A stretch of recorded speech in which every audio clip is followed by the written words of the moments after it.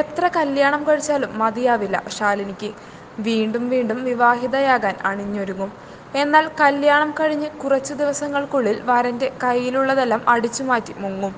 ഇത്തരം തട്ടിപ്പുകേസിൽ പിടിക്കപ്പെട്ട് ജയിലിലായാലും ജാമ്യം കിട്ടി പുറത്തിറങ്ങിയാൽ വീണ്ടും കല്യാണം കഴിക്കും. സംസ്ഥാനത്തെ തന്നെ വലിയ വിവാഹ തട്ടിപ്പുകാരിയാണ് തിരുവനന്തപുരം മണ്ണന്തല കൊട്ടാരത്തിൽ 35-കാരിയായ ശാലിനി. ശാലിനി ഇതുവരെ കെണിയിൽ വീഴ്ത്തിയവർക്ക് കണക്കില്ല. കൂടുതലും പരസ്യങ്ങളിലൂടെയാണ് വിവാഹ തട്ടിപ്പ് നടത്തിയിരുന്നത്. പരസ്യങ്ങളിലൂടെ വിവാഹ ആലോചനയുമായി എത്തുന്നവരെ തന്റെ കഷ്ടപ്പാടുകളും മറ്റും പറഞ്ഞ് ആദ്യം വലയിലാക്കും. അതിനുശേഷം തട്ടിപ്പ് മനസ്സിലാക്കാതെയിരിക്കാനായി സ്വന്തക്കാർ ആരുമില്ലെന്ന് പറഞ്ഞ് വിശ്വസിപ്പിക്കും.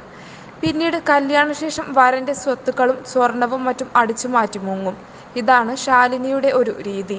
കായംകുളം പുതുപ്പള്ളി സ്വദേശി സുധീഷ് ബാബു കായംകുളം പോലീസിന് നൽകിയ പരാതിയിലാണ് ശാലിനി ഒടുവിലായി പിടിയിലായത്. വിവാഹമോചിതനായ സുധീഷ് ബാബു നൽകിയ വിവാഹ പരസ്യത്തിലൂടെ പരിചയപ്പെട്ട ശാലിനിയെ കഴിഞ്ഞ 5-ന് വാരണപ്പള്ളി ക്ഷേത്രത്തിൽ വിവാഹം കഴിച്ച ശേഷമാണ് ഇവരുടെ തട്ടിപ്പ് തിരിച്ചറിയുന്നത്. സംസ്ഥാനത്തെ നിരവധി സ്റ്റേഷനുകളിൽ വിവാഹ തട്ടിപ്പിന് ഇവർക്കെതിരെ കേസും നിലവിലുണ്ട്. ഓച്ചിറ ക്ഷേത്ര ദർശനത്തിനിടെ ശാലിനിയുടെ തട്ടിപ്പുകൾ അറിയാവുന്ന ഒരാൾ കണ്ടതാണ് പിടിയിലാകാൻ കാരണമായത്. ഇദ്ദേഹം നൽകിയ സൂചനകളാണ് കൂടുതൽ തട്ടിപ്പിൽ നിന്നും സുധീഷ് ബാബുവിനെ രക്ഷപ്പെടാനും കാരണമായത്.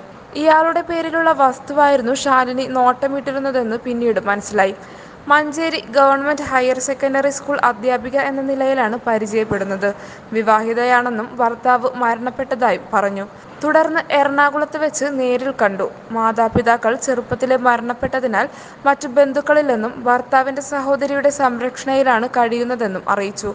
ഭർതൃ സഹോദരി എന്ന പേരിൽ ആരോ ഫോണിലും വിളിച്ചിരുന്നു.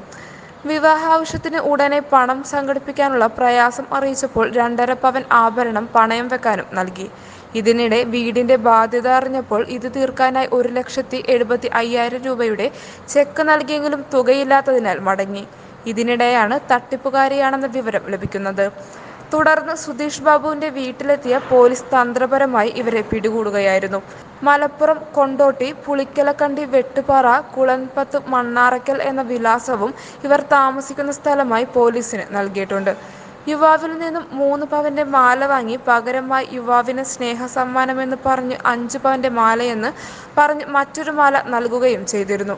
കഴിഞ്ഞ ദിവസം യുവാവിന്റെ സുഹൃത്തുക്കൾ കണ്ട് ശാലിനിയെ തിരിച്ചറിയുകയും തുടർന്ന് സുഹൃത്തുക്കൾ യുവാവിനെ ഫോണിൽ വിളിച്ചു വരുത്തി വിവരങ്ങൾ പറയുകയും ചെയ്തു. മുൻപ് സമാന രീതിയിൽ ഇവർ തട്ടിപ്പ് നടത്തി ചാനലുകളിൽ വന്ന ദൃശ്യങ്ങൾ സുഹൃത്തുക്കൾ യുവാവിനെ കാണിക്കുകയും ചെയ്തപ്പോഴാണ് യുവാവിന് തട്ടിപ്പ് മനസ്സിലായത്.